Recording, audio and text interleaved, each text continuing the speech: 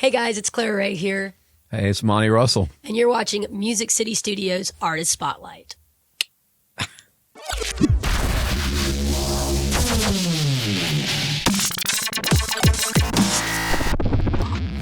Hey, everybody, welcome to Artist Spotlight from Music City Studios in beautiful West Monroe, Louisiana.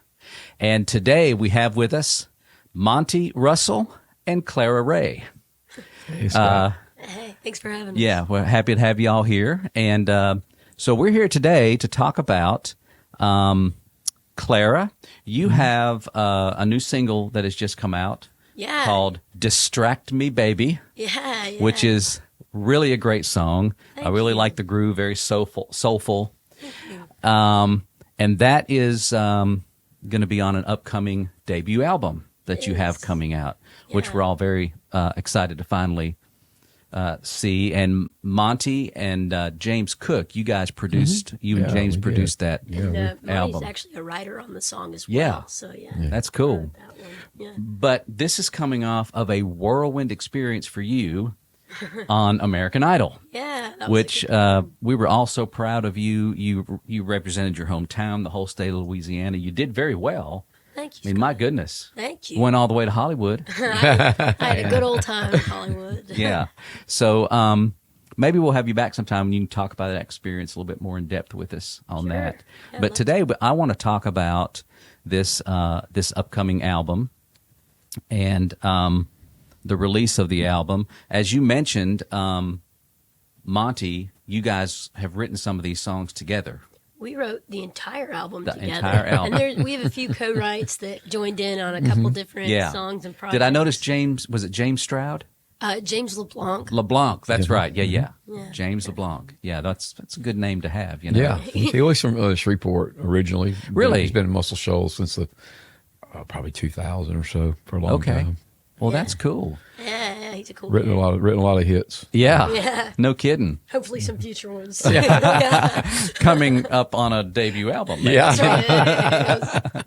So, Clara, you've been singing since, when did you sort of hit the scene? 18, 19 years old, 20? Yeah, sometime around there. I started gigging when I was about 16, 17 was Yeah. my first couple of gigs, but nothing formal, just sporadically, you know, one or two a month. Right. And moved to Memphis and did the same thing and in Idaho. And I moved back in 2020, at the Yeah. tail end of 2020. Yeah. Maybe early 2021, and I kind of gigged and worked, and I started doing better gigging than work, and so I was able to make it my full-time Yeah. job as of October of 2021. Which is amazing. It's That's awesome. great. It's so much fun. And then, so I remember when you first hit the scene here, and of course, my response was, "Wow, this is great." But then I started noticing that Monty was having you do some opening for him or singing with him. Y'all kind of started doing some work together every now and then. So, what got you guys? What was the? How did you guys just say we're going to write music together? What started that whole thing? Well, Yeah. her dad, Robbie McBurry, was a very much an advocate and is excited, you know. And when she was singing earlier, he's like, "Come by when you finish your gig and see Clara play." So I went by a lot and saw Yeah. Clara and Zane play together, and you know, I just saw her progress. And Right. prior to really coming by to watch her play, I was in Nashville recording somebody's record, and I stopped by the Bluebird Cafe to see, the Bluebird Cafe's been kind of just a integral part of my Right. existence in Nashville. I've been playing there since like the mid '90s, Yeah. and I was just stopped by there to see, some people that I stop by and see all the time. And Clara was on the stage. I'm like, isn't that girl from Monroe? Yeah, which I Louisiana. found amazing. Right. Oh, To thanks. to get there so quickly Yeah. within her career Sure. to the Bluebird. That Sure. was crazy. But I had to work on the record I was working on, and I called her, and I said, "Hey, when you get back to, I'd like to hear more about what you got going on." We met, and then really didn't do much except come watch her play every now and then for a little while. But I don't know, sometime last summer, I guess, I went and saw her play, and I said, "Man, she has really progressed and kind of owns this." And, Yeah. But I said, but I'd love to write some songs with her. So graciously, she is. We've been writing once a week pretty much since. That's When great. I summer. started going seeing Monty, I was like, man, he's really got something. Yeah, yeah. And you were going, maybe I need to help him out. And Yeah. But Monty, you've been around a while. You've been performing not just in North Louisiana, but you've been, like you said, in Nashville and everything. You've been doing things a long time. Yeah. I'm 61 now, and I started doing this and actually making some money when I was 8 years old. So doing this, so Yeah. for 50 some odd years. So you and I've been in the business About the same amount length of of time. time. That's right. You bet. That's crazy. That's right. wonderful. That's right. So let's talk about, there's an obvious generational gap here between you guys. What closes that gap for you? Is there, because, we're 60 years old, Monty, Right, and she's, right. just a baby to us. Yeah.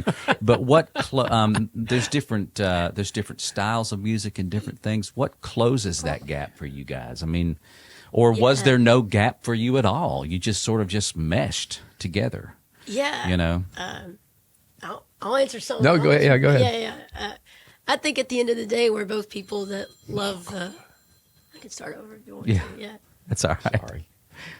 Nice going. Nice. No, That's where we do a hard edit. I can't turn it off. You know what? This is really the only age gap issue. Yeah. So, You know what? I want to turn your damn phone off. She's like, "Give me your phone." Hey, if it rings again, we just keep it in. That's it.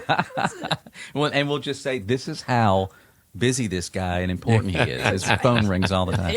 He really does. I mean, that's not made up. So go ahead. Yeah, well, I think Monty and I hit it off pretty early on, just personality-wise. He's such an easy guy to get along with, and we Right. both love music, and good music is good music at the end of the day, and I think we both recognize that, and you can find common grounds from Yeah. anything there. And when we really started working together, I was like, shoot, man, he's just like my buddy, and we get along so well. Yeah. We have a lot of fun, and we travel around and get to Yeah. do what we love, and it's a lot of fun. I like Monty. You're a good buddy of mine. Yeah. Because y'all have been to Memphis and Muscle Shoals. Yeah, and been lots of we've been different places, traveling a even lot, out of town. a lot lately, and it's a pretty easy. Clara's easygoing. She's charismatic. Yeah. She doesn't meet a stranger, so anywhere we right. go, I meet new people because of Clara, and she meets new people. And vice versa. Kind Yeah. of because of me, I kept kind of hearing, I've seen her play before and I know she'd been to Nashville and different places, but they were trying to kind of make her pigeonhole her as a country, Right. top 40 country. Yeah. And I'm like, man, I keep hearing her sing. I don't see that. I see she's a soul singer. Yeah.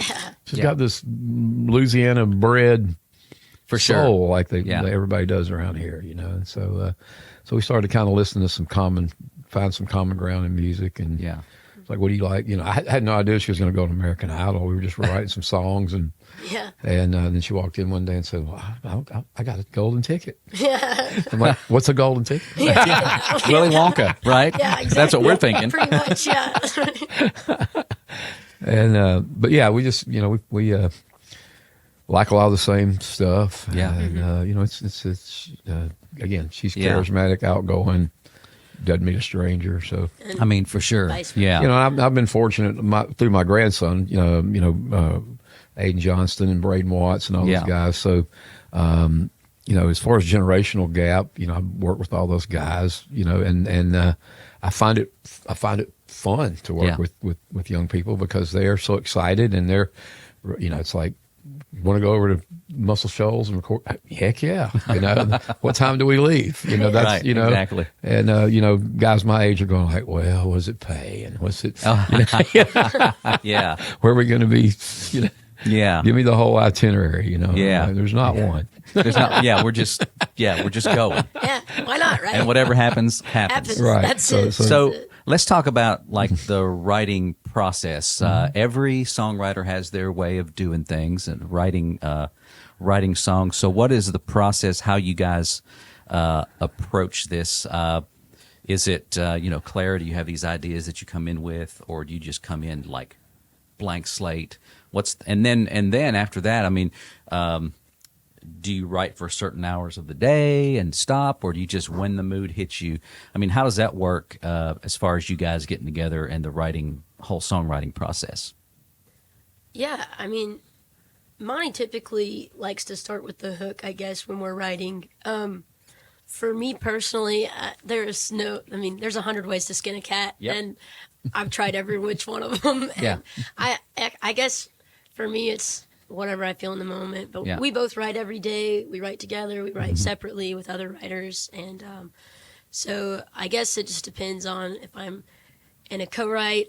I try to be amenable and Yeah. agreeable with whoever I'm writing with, and then independently, I usually just sit down to the piano Yeah. and start out with an idea. So is it like, do you have for instance, like when I write, I hear words and music together, and it might be the chorus that comes to mind, or maybe the first line of a verse, couple lines of a verse, but I always hear my music and words together. Is it Yeah. kind of the same way with y'all, or is it work different for you? I think I have a blessing and a curse at the same time, because there's a band that lives in my head. Yeah. And when the song's being written, I can hear the band. Yeah.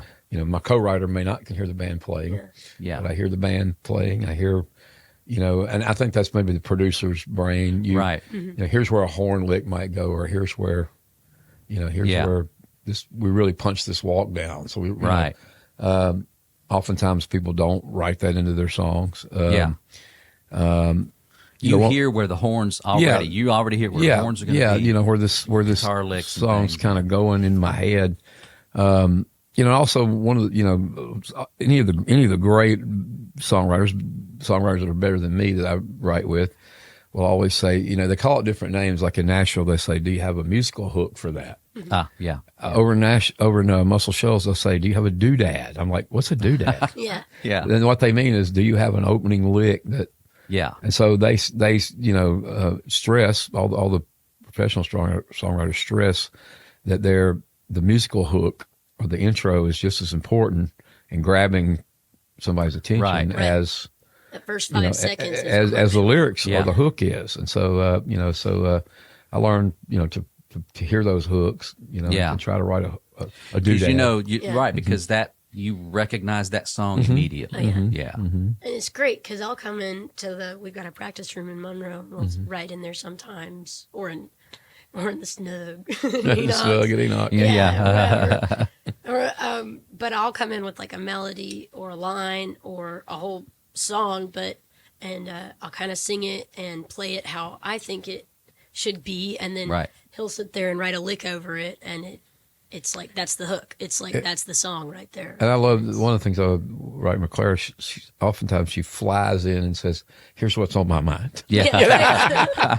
So we've laughingly joked, that it's kind of like therapy. Oh, it really is. Yeah. Claire's my therapist. And vice versa. Really. Yeah. It's the cheapest therapy gets. That's it. Yeah. Just a good friend. So you've written these songs. Is this going to be a full 10-song album, or what are we looking at? Or 20 songs? 17, yeah, something like that. Yeah. We have tracked. We have I think 15 Yeah. tracked. Some others, to write and kind of. Yeah.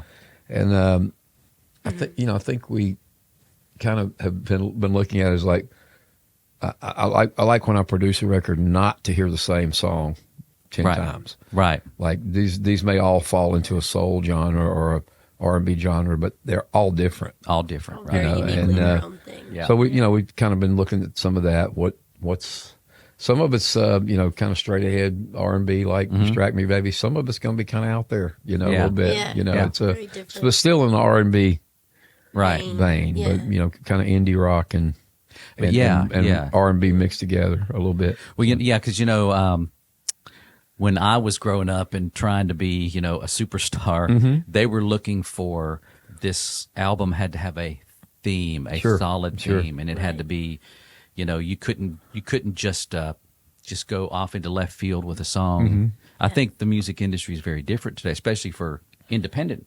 artists. Absolutely. you could do that. Yeah. You know. And I used to talk to you know, a lot of well-known artists. And one I can remember in particular was Radney Foster, and he said, if you want to get out of your contract, you make the weirdest album you can make, Yeah. and they'll drop you. I love it. That's great. That's good advice. Yeah. So let's talk about the recording process. One of my favorite, I have always loved since I got started in the industry, working with my dad who produced in Nashville. I love studio work. Yeah, it's I great. love it. It's It's one of my fun. favorite things. So let's talk about the process and how that works. I know, Clara, you posted some of the musicians that were on your album, the guys that you worked with and stuff. So how was that process for you, getting in the studio and working with those guys? Incredible. Yeah. Incredible. I've worked in a lot of different studios and had a lot of different experiences. And at the end of the day, it's the musicians that you have on it and getting the right people in there. And gosh, Monty brought in the right people. He brought the heat. And they're incredible. I was just honored to be in the same room with them. And every single one of them adds so much to it and almost has like a producer's mind independently. And they're like, well, what if I added this lick or this organ here or these keys here? Or, Sure. You know, and then And are these guys, Monty, that you use? Yeah, Generally, you know, all the time. my whole association with recording was the fact that you know, James Cook and Derek Mixon and Adam Jones is back here, but we were all running around Nashville at the same time. Yeah. Actually, I was doing something independently of them and didn't know they had moved to town. So it took us a couple of years to realize we were in the same town, hanging out, and started doing. They had a band called the Levees that was, you know, probably still one of the best. I remember that. The best bands that ever came out of, you know, came out of Nashville. Yes. But you know, they all went on to do other things because they needed to make money. You know, Yeah, and, sure.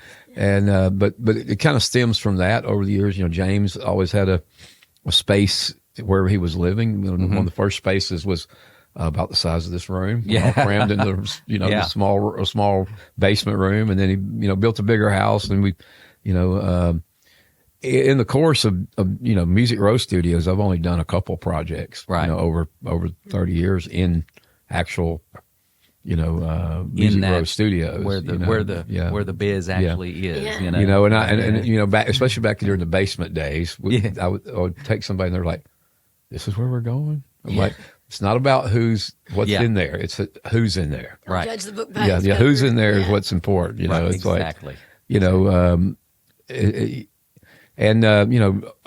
Sometimes I still can't. I try to get the core group of people that are from here. But as they get busy, of course, Derek Mixon's playing with Chris Stapleton, so it's hard to get him anywhere Right. tied down. One of my favorite guitar players, Dan Cohen, he's moved off, kind of just traveling for a while right now. And but through James Cook, I keep meeting. And then, over the last 5 years, I've been working down in Muscle Shoals with James LeBlanc, so I'm meeting lots of musicians there. Yeah. But it circles kind of around James, and people, kind of different guys in and out, but all kind of working in his world. Sure. So. Sure. Because now you did sort of like your basic tracks in Nashville. Yeah, I'll at do. James's Yeah, place. and I know. Always, we'll kind of go there and we cut those live. Yeah. In the same room, at least 3 or 4 of us in the room.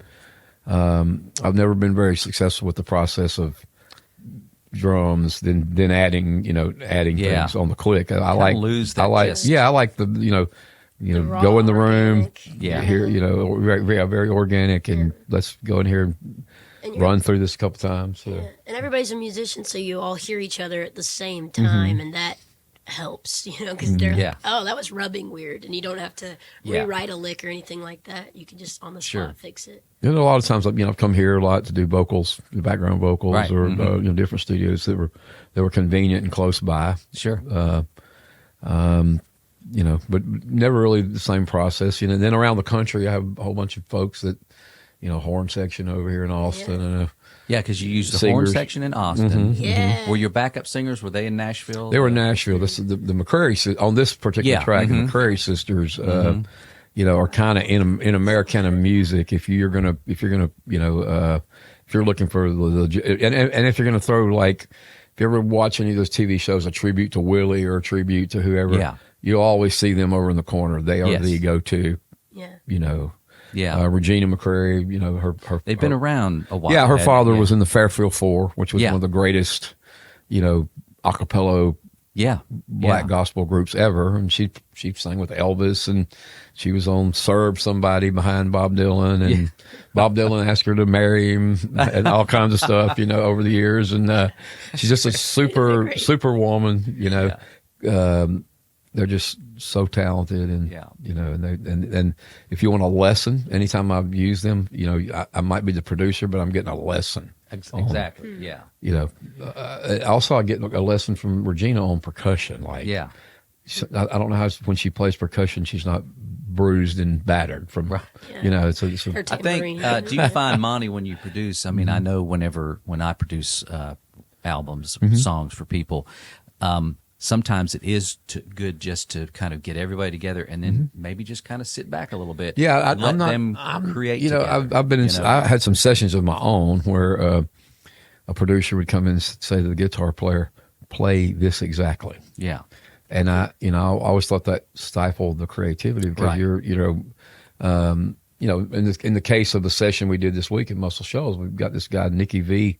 Hines, who's like teaching the world. He's on, on his, YouTube. On his YouTube. I mean, he's in the studio going, "Here's my producer. Here's my artist. Yeah. Here's my chart. Here's what I'm about to play." Yeah. And it's like overwhelming. So Seems like a cool kid building and he's the phone. and he's all he's all.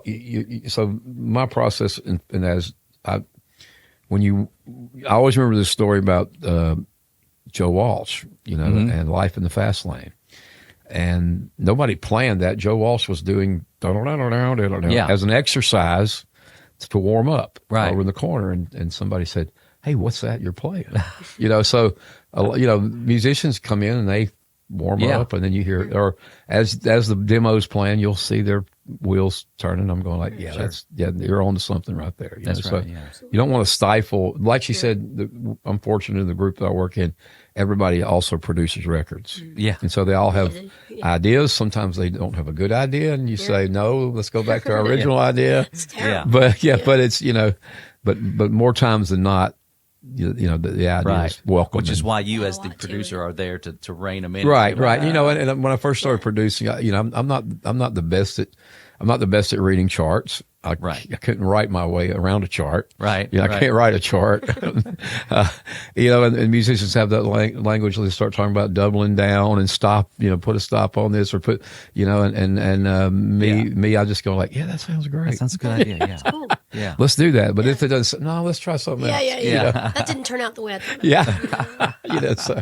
And so you did go to Muscle Shoals too and do some recording for this album as well. Were you down there? I don't know if we haven't really talked about grouping these particular tunes that we just we recorded don't with the kind of figuring out what to we went and wrote extras. first 2 or 3 weeks ago with James LeBlanc and Monty and I. And, You were writing over in Muscle Shoals. Okay. well, Great. just this recent trip we Yeah. were the recording. last 4 songs that we wrote. So we just recorded those at Fame, which was so cool. Yeah. Like just what a cool place to be in. And what's the feel of the musicians in Muscle Shoals as compared Well, we to brought down our crew. You brought your guys. We Yeah. brought our Gotcha. crew from Nashville. Don't fix what's not broke. That's right. And, Right. and but also as far as doodads, as we talking about, James LeBlanc is an amazing fingerstyle guitarist and lick writer, and so oftentimes when I write songs with him, I'm going like, it's gonna be very difficult for me to get anybody to duplicate that that lick. So I asked him, I was like, would you just come play the same thing you played on the demo? Yeah. And he's the fastest demo. He's like phone demo. I mean, I write a song, 3 months later, I'm trying to figure out how it goes. He finishes the song, puts it on tape, almost memorizes it as we go. Yeah, It's fast. incredible. It's incredible. And so I asked, there were some intricate, particularly blues licks. I'm like, man, rather than try to explain those to somebody, can you just come play them? And he was gracious enough to join us. But I think it's more the vibe of the room, right? Like, Yeah. in writing, we write in Rick Hall's, office that Oh, yeah.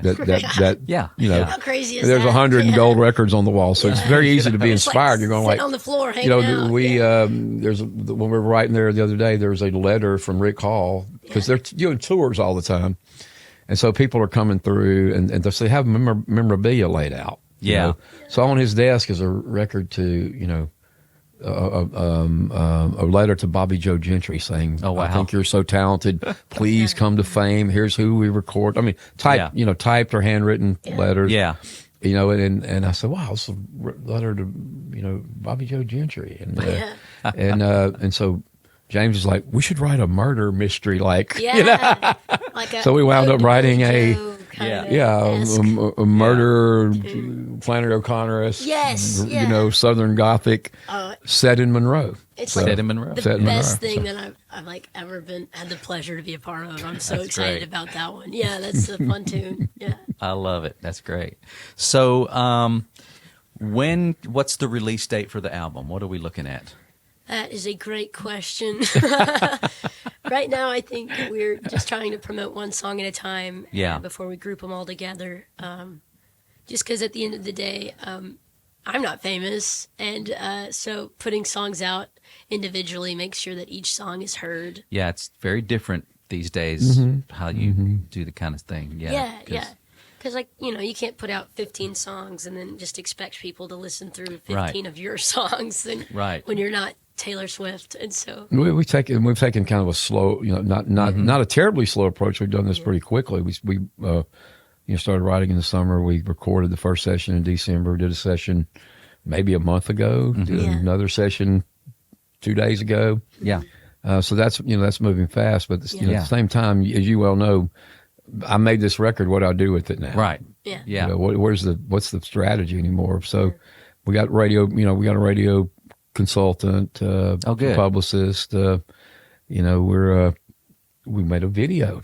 Thanks to, I saw that on Facebook. Yeah, we made a I saw some video. pictures. yeah. When you start talking about it, you go like, what do we play? Yeah, somebody's like, so what have you guys been up to? And it's like, I have no idea. I can't remember. I'm glad Monty's like talking to me. So like, I forgot we did that. That's so cool. It's like, you need to have somebody taking video and photos just so you can go back and remember. That's Right. it. Yeah, somebody right. write this down. Somebody write. So, Well, I love that you're taking the slow approach to the actual even release thing and just taking your time and enjoying it. oh, it's Yeah. so fun. You know, and what was it? Was it Chris Stapleton, his Tennessee whiskey the remake that he did?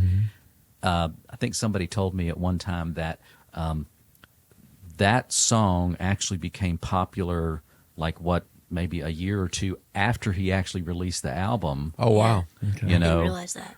but that can happen. You know, you can go back and just go, hey, we, once he puts out one big hit, then they'll go back and they'll say, hey, we really like this one too. You know. Yeah, well, his story is like, you know, he'd been around Nashville. He was very accessible, and we ran into him all the time, and you know, it was not a figure that people doted over. Yeah. You know, and you know, in fact, I got hooked up with Derek and was out on the road hanging out with him a little bit the week before. You know, so everybody's known about him forever, but all of a sudden, just one moment, he's on with Justin Timberlake, and then, you know, I remember them saying, we got to run in L.A. Out in the West Coast next week. Our average ticket sales about 8 tickets. We're probably going to cancel it. Yeah. Yeah. You know, the day after he's on the show, you can't get him for 50,000. Right. You know, and you know, so you know, it's that kind of he's waiting for that one moment of exposure to. The industry is that way. It's a very slow process, but once it happens fast. Yeah. You know, I think Hang on. if I remember, and I may not remember this exactly right, but if I remember Derek telling me that it kind of went with Justin Timberlake calling an agency and saying, I'm having a backyard barbecue. Who's on your list that's weird or not not on everybody's radar? And Right. That's how their association. You know, Isn't that something? yeah. That's you know, crazy. So, yeah. Well, great. So, okay, let's talk about social media. Clara, where can people see you on social media? Yeah, it's Clara Ray on Facebook and Instagram and TikTok, and then music is Clara Ray on all streaming platforms. Yeah. Monty, you got any You got social media sites, don't you? Yeah, not really. No? I mean, I got some Facebook and Yeah. and I've got an Instagram nobody looks at. So You're like me. You know? yeah, I like to say after I play a song, it's like you can find that on Spotify, and you can Yeah. find that on iTunes and Amazon and all that stuff I know nothing about. Yeah. All that stuff I know nothing about. Exactly. So Clara's Talking about teaching me to We're Yeah. learning. It's a learning effort together yeah, for sure. yeah. That's great. But she has thousands of people looking in on her every day, like thousands Oh and goodness. thousands. Yeah. Yeah. Well, you guys are just too. Clara, you're becoming just a staple of North Louisiana musicianship. shoot, I mean, thanks. you're there's just great things ahead for you, and I know Thank that. And Monty, we always. Ever since Jade Reynolds introduced us, Right.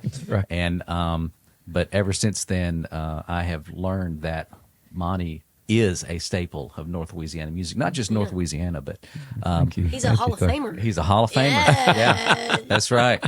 Newly crowned. They called me and told me that, and I was like, "Does that have a check that goes with it?" Just the prestige. You can put it on your. You can put it at title. the bottom of your social media. Right. Resume. I don't know. Yeah. Well, guys, I appreciate y'all being here. Thank you. Talking about the album, and so for those of you that are listening, so go to Spotify and any electronic music site and listen to "Distract Me, Baby" by Clara Ray. And not only that, but you'll see several other songs on there: "Folsom Prison Blues" and some other. Folsom Prison, I love that song. Oh, thanks. Yeah. But you'll hear some other songs on there that Claire has put out. We're looking tunes. forward to the album, videos, and things like that.